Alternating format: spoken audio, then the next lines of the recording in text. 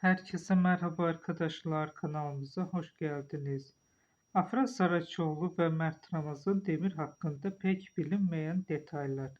Bu yıl son yılların en çok konuşulan oyuncularından Afra Saraçoğlu ve Mert Ramazan Demir hakkında dikkat çeken detaylardan bahsedeceğiz.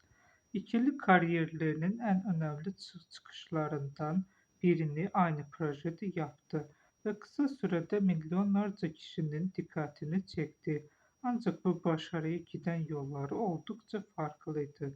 Afra Saraçoğlu genç yaşta oyunculuk dünyasına adım attı ve kısa sürede birçok önemli yapımda yer aldı.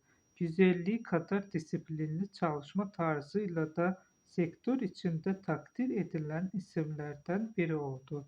Mert Ramazan Demir ise oyunculuk kariyerine başlamadan önce farklı işlerde çalıştı.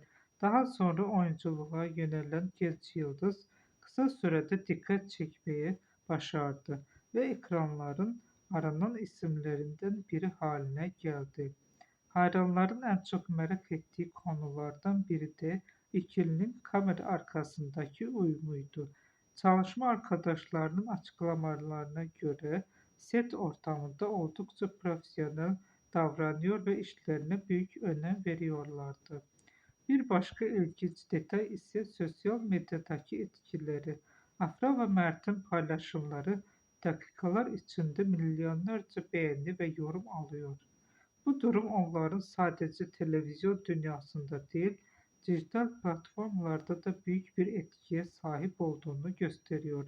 Uzmanlara göre her iki oyuncunun da önümüzdeki yıllarda kariyerlerinde çok daha büyük projelerde yer alma potansiyelleri bulunuyor.